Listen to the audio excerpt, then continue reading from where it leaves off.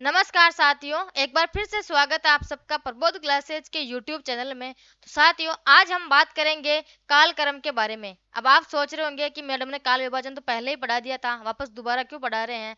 तो मैं आपको दोबारा वापस इसलिए बता रही हूँ क्योंकि आपको पूरा काल कर्म, जितने भी लेखक है उन सबका जो काल कर्म है आपको एक साथ बता दूंगी। तो आपको इधर से उधर बार बार पेज पलटने की आवश्यकता नहीं रहेगी कि काल विभाजन नगेंद्र का क्या था, गणपति चंद्र गुप्त जी का क्या था। तो आपको सारे जो लेखक हैं उनका काल विभाजन एक साथ करवा रही हूँ मैं। ठीक है, तो आज हम बात करते हैं सबसे पहले मिस्र बंधुओं के काल विभाजन के बारे में। पहले हमने अध्ययन कर लिया है, तो आप लोगों का रिवीजन हो ही रहा है, तो फटाफट से एक बार इनका रिवीजन कर लो। और जिन भी साथी लोगों ने नहीं लिखा है तो एक बार वो लिख ले।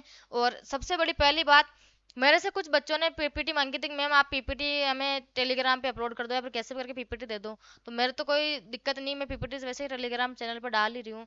लेकिन सर, मेरा एक कहना है कि आप लोग पीपीटी निकलवाने से तो आपको बहुत महंगा पड़ जाएगा। फालतू के पैसे चार्ज लगवाने से क्या मतलब है। एक पीपीटी के आपको आपको पता है कि आजकल एक पेज के 2 रुपये लेते हैं, कोई भी मित्र वाला होता है। तो आप मेरे ख्याल से लिख लेना तो ज़्यादा अच्छा रहेगा। एक रजिस्टर आता है 100 रुपये का, 100 रुपये के रजिस्टर में आप पूरा हिंदी साहित्य का इतिहास लिख लोगे। ठीक है, तो आपको लिखना है, लिखने से आपको याद भी हो जाएगा। तो हम बात कर रहे थे मिस्र बंधुओं के काल विभाजन के बारे में। सबसे पहले इनके काल विभाजन के बारे में हम बात करें तो इन्होंने 5 भागों में इन्होंने विभाजन किया था।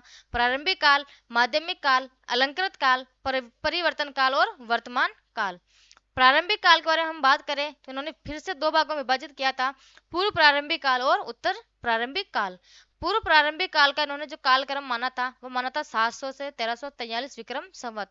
साथियों, विक्रम संवत है, ईस्वी नहीं है। आपको ये चीज ध्यान में रखना है, कहीं ईस्वी कहीं विक्रम संवत। आप ऐसा नहीं कि सबको ईस्वी मानते चलो या फिर सबको विक्रम संवत मानते चलो। अगर आपको ईस्वी निकालना है तो 57 माइनस कर लेना। ठीक है, दूसरे हम बात करें, दूसरे इन्होंने बांटा था उत्तर प्रारंभिक काल। कौन सा? उत्तर प्रारंभिक काल। इसका जो इन्होंने सन माना था वो माना था 1344 से 1444 विक्रम संवत। ठीक है, आगे हम बात करें इनके दूसरा जो काल विभाजन, माध्यमिक काल।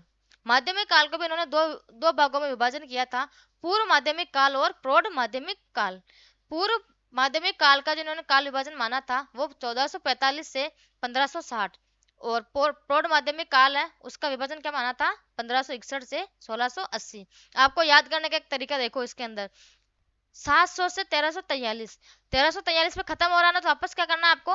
44 से स्टार्ट हो रहा है। ठीक है, 44 से 1444 तक है। ठीक है, फिर यहाँ से 44 पे खत्म हो रहा है, वापस 44 के बाद आगे 45, 45 से 1445 से 1560, 1560 पे खत्म हुआ वापस, तो 1560 से 61। ऐसे इनका काल विभाजन चलता है। तो आप आगे से देखते रहे, इसको याद करने का तरीका भी यही है कि 1561 से 1680, 1680 के तुरंत बाद 1681 से इन्होंने अगला कालक्रम माना था। 1681 से 1790 और 90 से फिर वापस अगला 91। ऐसे याद रखना है। ठीक है, आगे हम बात करें इनका तीसरा जो काल विभाजन है वो अलंकृत काल। अलंकृत काल को भी इन्होंने 2 भागों में विभाजित किया था, पूर्व अलंकृत काल और उत्तरालंकृत काल। जो पूर्व अलंकृत काल है इसका विभाजन इन्होंने 1681 से 1790 विक्रम संवत तक माना था। और उत्तरालंकृत जो काल है 1791 से 1889 विक्रम संवत तक माना था। ठीक है, आगे हम बात करें इनके चौथा जो विभाजन है वो परिवर्तन काल, और इसका जो सन माना था 1890 से 1924 विक्रम संवत तक। और वर्तमान काल का जो मानते हैं ये 1926 से विक्रम संवत यानी अब तक। ठीक है, 1926 से अब तक। ठीक है साथियों, आगे हम बात करें आचार्य रामचंद्र शुक्ल जी का काल विभाजन। इन्होंने भी काल विभाजन 4 भागों में विभाजित किया था। जो पहला काल है वो आदिकाल, पूर्व मध्य काल, उत्तर मध्य काल और आधुनिक काल। यानी कि इन्होंने आदिकाल को कहा था वीरगाथा काल, और पूर्व मध्य काल को कहा था इन्होंने भक्ति काल, उत्तर मध्य काल को कहा था इन्होंने रीति काल, और आधुनिक काल को इन्होंने क्या कहा था? गद्य काल। ठीक है, कालक्रम के बारे में हम बात करें तो इन्होंने जो आदिकाल है यानी वीरगाथा काल, इसका कालक्रम माना था 1050 से 1375 विक्रम संवत तक। ठीक है, भक्ति काल का इन्होंने जो कालक्रम माना था विक्रम संवत 1375 से 1700 तक। ठीक है, रीति काल के बारे में हम बात करें तो विक्रम संवत 1700 से 1900 विक्रम संवत। और गद्य काल के बारे में हम बात करें तो विक्रम संवत 1900 से 1984। इसको भी याद करने का तरीका देखना, 1050 से 1375। अब जब 1375 पे खत्म हुआ है ना, तो वापस 1375 से स्टार्ट करना है, 1375 से 1700, फिर 1700 से 1900, फिर 1900 से 1984 तक। ठीक है, कोई प्रॉब्लम नहीं होनी चाहिए याद करने में। एक बार मन से ध्यान से पढ़ोगे ना तो याद हो जाएगा, दोबारा नहीं भूल पाओगे। आप सोचेंगे इतने सन कैसे याद करें, याद नहीं होता, लेकिन याद तो करने ही पड़ेंगे। तीसरे बारे हम बात करते हैं डॉक्टर राम कुमार वर्मा का काल विभाजन। डॉक्टर राम कुमार वर्मा ने जो काल विभाजन किया था वो 5 कालों में किया था। जो पहला काल इनका संधि काल, दूसरा चारण काल, भक्ति काल, रीति काल और आधुनिक काल। ठीक है, संधि काल का जो इन्होंने कालक्रम माना था विक्रम संवत 750 से 1000 विक्रम संवत तक। चारण काल का दूसरा जो काल है चारण काल, इसका काल इन्होंने माना था विक्रम संवत 1000 से 1375 विक्रम संवत तक। भक्ति काल के बारे में हम बात करें, इन्होंने भक्ति काल का कालक्रम क्या माना था, तो विक्रम संवत 1375 से 1700 तक। ठीक है, रीति काल का इन्होंने कालक्रम माना था विक्रम संवत 1700 से 1900, और आधुनिक काल का जो कालक्रम माना था 1900 विक्रम मतलब 1900 से अब तक, यानी कि विक्रम संवत 1900 से अब तक। अब इसको भी याद करने का तरीका यही है कि जहां से आपने आचार्य रामचंद्र शुक्ल जी है वो 1050 से 1375 मानते, 1375 से 1700 मानते, वहीं आपको यहाँ ध्यान रखना है कि जो रामकुमार वर्मा है वो 750 से 1000 मानते हैं, और वापस फिर वही टर्न याद करने का, 1000 से शुरुआत करना है 1375 तक, फिर 1375 से शुरुआत करना है 1700 तक, फिर 1700 से 1900 और 1900 से अब तक। ठीक है, याद करने का तरीका एक बार दिमाग बिठा लोगे तो याद हो जाएगा। आगे हम बात करते हैं चौथे गणपति चंद्र गुप्त जी का काल विभाजन। इन्होंने भी 4 भागों में काल विभाजन किया था, आदि काल, पूर्व मध्य काल, उत्तर मध्य काल और आधुनिक काल। आदि काल का जो इन्होंने कालक्रम माना था वो इन्होंने विक्रम संवत में नहीं मान के ईस्वी सन में माना था। ठीक है, तो इन्होंने जो कालक्रम माना आदि काल को, तो आदि काल का 1184 से 1350 ईस्वी तक। फिर पूर्व मध्य काल का जिन्होंने कालक्रम माना था 1350 से 1600 ईस्वी तक। उत्तर मध्य काल का जिन्होंने कालक्रम माना था 1600 से 1857 ईस्वी तक। और आधुनिक काल का कालक्रम क्या माना था इन्होंने 1857 से अब तक। ठीक है साथियों, एक बार फिर से याद रख लेना। तो याद करने का तरीका ये, किसी भी काल को याद करो तो फर्स्ट याद कर लो, फर्स्ट याद करने के बाद उनके लास्ट के याद रखते रहो। चलो जैसे 1184 है ना, इसके बाद आपको याद करना 1184 तो 1350 है, फिर 1350 से शुरुआत होने के बाद 1600, फिर 1600 से शुरुआत होगा अगला काल 1857 तक खत्म हो रहा है, फिर 1857 से फिर अब तक का जो काल है वो गणपति चंद्र गुप्त जी का काल है। ठीक है, आगे हम बात करें डॉक्टर बच्चन सिंह का काल विभाजन। डॉक्टर बच्चन सिंह जी ने भी 4 भागों में काल विभाजन बांटा है, अपभ्रंश काल, भक्ति काल, रीति काल और आधुनिक काल। अपभ्रंश काल का इन्होंने कोई काल विभाजन नहीं माना था। आगे हम बात करें भक्ति काल के बारे में, तो भक्ति काल का इन्होंने माना था 1400 से 1657 ईस्वी, और रीति काल का जो माना था सन 1650 से 1857 ईस्वी तक। और आधुनिक काल का इन्होंने जो कालक्रम माना था वो सन 1857 से अब तक ईस्वी तक। यानी कि अब तक आपने पढ़ा है, पहले सबका कालक्रम विक्रम संवत में था, और डॉक्टर गणपति चंद्र गुप्त जी और बच्चन सिंह जी काल विभाजन किसमें मान रहे हैं, ईस्वी सन में। ठीक है, आगे हम बात करते हैं डॉक्टर नगेंद्र जी का काल विभाजन। इनकी जो पुस्तक का नाम है हिंदी साहित्य का इतिहास, और इन्होंने कितने भागों में काल विभाजन किया था, तो वही 4 भागों में, आदि काल, भक्ति काल, रीति काल और आधुनिक काल। इन्होंने क्या नाम दिया था, आदि काल, भक्ति काल, रीति काल और आधुनिक काल। आदि काल का जो इन्होंने जो काल माना था 7वीं सदी के मध्य से 14वीं सदी के मध्य तक। भक्ति काल का जो कालक्रम माना था 14वीं सदी से 17वीं सदी के मध्य तक।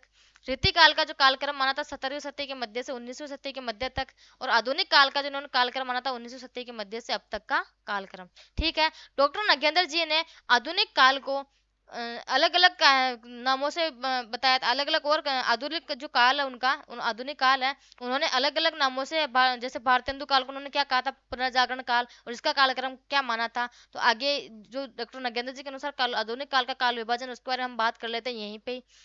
तो इन्होंने आधुनिक काल को जैसे आधुनिक काल के अंदर भारतेंदु काल है, इसको क्या कहा था, पुनर्जागरण काल। इसका सन क्या माना था, 1857 ईस्वी से 1900 ईस्वी तक।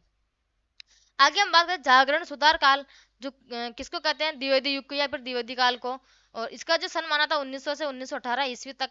छायावाद के बारे में बात करते हैं, छायावाद का काल इन्होंने माना था 1918 से 1938 ईस्वी तक।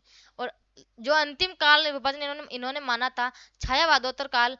जो मैंने कहा था ना आपको, प्रगतिवाद और प्रयोग काल एक ही है, वो इसका जो सन वो मिक्स पार्ट है। इन्होंने जो दे रखा है कालक्रम, इसके अंदर एक ही मैटर दे रखा है। ठीक है, तो प्रगतिवाद या फिर प्रयोग काल इसको कहते हैं 1938 से 1953 ईस्वी तक माना था। और नवलेखन काल जो छायावादोत्तर है इसके अंदर दो काल विभाजन इन्होंने बांटा था, प्रगति और प्रयोग काल या फिर नवलेखन काल। जो प्रगतिवाद है उसका काल विभाजन क्या माना था, 1938 से 1953 ईस्वी, और जो नवलेखन काल इसका क्या माना, 1953 से अब तक। ठीक है, आगे हम बात करते हैं जॉर्ज ग्रियर्सन का काल विभाजन। सर्वप्रथम हिंदी साहित्य में काल विभाजन जो करने का जिसने भी प्रयास किया था वो कौन थे, अपने जॉर्ज ग्रियर्सन। इन्होंने सर्वप्रथम हिंदी साहित्य इतिहास का काल विभाजन में बात करने की बात इन्होंने की थी। ठीक है, इन्होंने काल विभाजन 11 कालों में बांटा था। हिंदी साहित्य में सर्वप्रथम काल विभाजन का प्रयोग इन्होंने किया था, ये मैंने बता दिया आपको। सबसे पहले हम बात करते हैं इन्होंने काल विभाजन के बारे में, तो कौन सा नाम है, तो चारण काल। चारण काल का इन्होंने समय माना था 700 से 1300 ईस्वी। कितना माना था, 700 से 1300 ईस्वी। दूसरा है इनका जो काल विभाजन 15वीं सदी का धार्मिक पुनर्जागरण। तीसरे के बारे में हम बात करें, जायसी की प्रेम कविता। चौथा जो इनका काल विभाजन है वो ब्रज का कृष्ण संप्रदाय।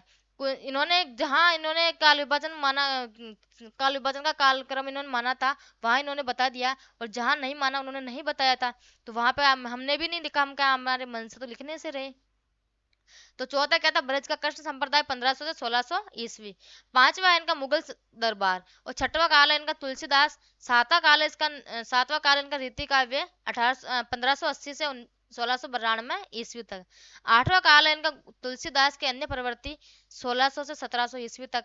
और नौवां काल के बारे में हम बात करते हैं 18वीं शताब्दी। 10वें काल के बारे में हम बात करते हैं कंपनी के शासन में हिंदुस्तान, जिसका कालक्रम क्या था, 1800 से 1857 ईस्वी तक। 11वें कालक्रम के बारे में हम बात करें तो महारानी विक्टोरिया के शासन में हिंदुस्तान। ठीक है साथियों, ये जो जॉर्ज ग्रियर्सन है इनका काल विभाजन मोस्ट है, क्योंकि इनका जो काल विभाजन है वो है ना विशेषता के अंदर पूछा जाता है। कैसे, विशेषता देकर कि निम्न में से जॉर्ज ग्रियर्सन का काल विभाजन नहीं है, तो आपको 3 विशेषता दी जाएगी और चौथा कोई और ऑप्शन दिया जाएगा। साफ साफ दिख ही रहा है ये तो आपको जॉर्ज ग्रियर्सन का काल विभाजन एक बार फिर से अच्छे से याद करना है। पहला क्या था, चारण काल। दूसरा 15वीं सदी का धार्मिक पुनर्जागरण। तीसरा जायसी की प्रेम कविता। चौथा ब्रज का कृष्ण संप्रदाय। पांचवा मुगल दरबार। छठा तुलसीदास। सातवां रीति काव्य। आठवां तुलसीदास के अन्य प्रवृत्ति। नौवा है जो 18वीं शताब्दी। 10वें जो कंपनी के शासन में हिंदुस्तान। और 11वां महारानी विक्टोरिया के शासन में हिंदुस्तान। आपको इसको कालक्रम को याद करने की एक अच्छी ट्रिक बता दूंगी मैं, ताकि आपको कंफ्यूजन नहीं हो। इसको क्रम से याद करने की जो ट्रिक है मैं आपके सामने बहुत जल्दी लेके आऊंगी, तो आप हमारे शॉर्ट वीडियो है वो भी देखते रहे कि इनकी सब जो ट्रिक है वो आपको शॉर्ट वीडियो के अंदर मिलती रहेगी। ठीक है साथियों, और जिन भी साथी लोगों ने चैनल को सब्सक्राइब नहीं किया है तो सबसे पहले वो जाके चैनल को सब्सक्राइब कर ले। और जिन्होंने अभी तक, ऐसा बहुत सारे स्टूडेंट डायरेक्ट ये क्लास देख रहे हैं, तो इससे पहले कि अपने जो 11 12 जो जितनी क्लासें हो चुकी हैं, तो पहले जाके शुरुआत से उन क्लासों को देखो, तब भी आपको आज की कक्षाएं ये समझ में आएगी कि मैडम क्या पढ़ा रही है और क्या नहीं पढ़ा रही है। ठीक है साथियों, डायरेक्ट आके इस क्लास को देखने से आपको कोई फायदा नहीं मिलने वाला है, तो इससे पहले क्लास जाके देखो, और जितना हो सके अपने जो यूट्यूब चैनल है इसको शेयर करो, सब्सक्राइब करो, और धन्यवाद। ठीक है।